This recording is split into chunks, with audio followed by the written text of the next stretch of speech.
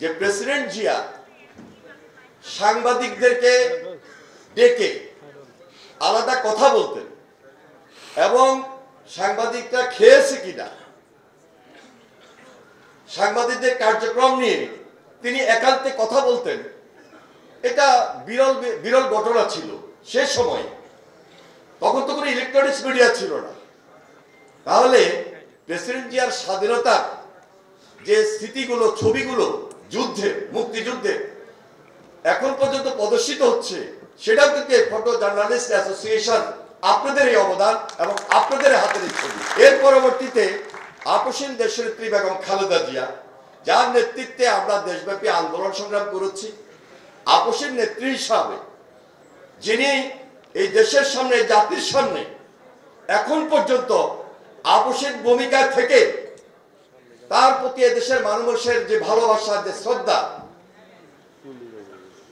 তার যে বিরল বিরল যে ছবিগুলো আজকে পর্যন্ত প্রদর্শিত হয়ে যাচ্ছে, ফ্যাসিস্টের বিরুদ্ধে শুধু নয়, এরশাদের বিরুদ্ধে, স্বৈরাচারের বিরুদ্ধে, এই যে ছবিগুলো জ্বলন্ত সাক্ষী।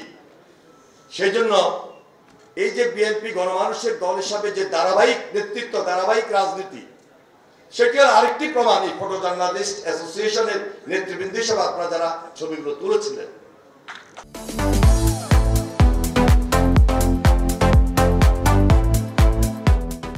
আজকে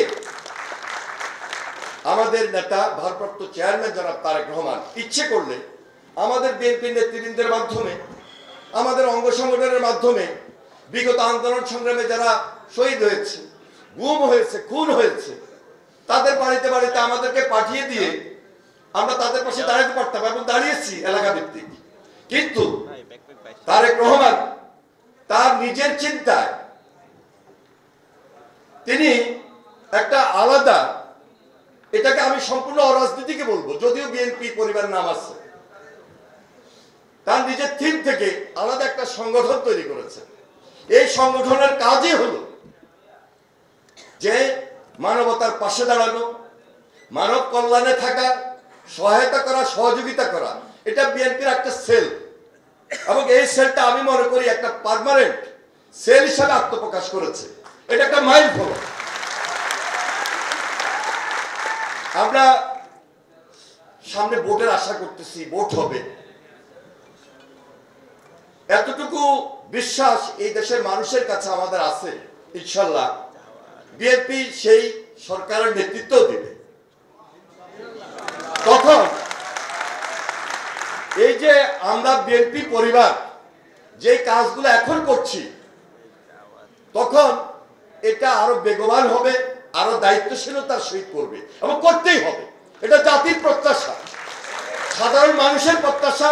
এবং যে পরিবারগুলো গুম হয়েছে, খুনের শিকার হয়েছে, তাদের আগ্রহ, তাদের চিন্তা, তাদের এই যে আকাঙ্ক্ষা এই দলের প্রতি, এটা আমরা বিএনপি পরিবারের প্রতিই থাকবে এবং বিএনপি পরিবারের দায়িত্ব হলো তাদের পাশে থাকা এবং তাদের পাশে থেকে এই কাজগুলো করে দেওয়া।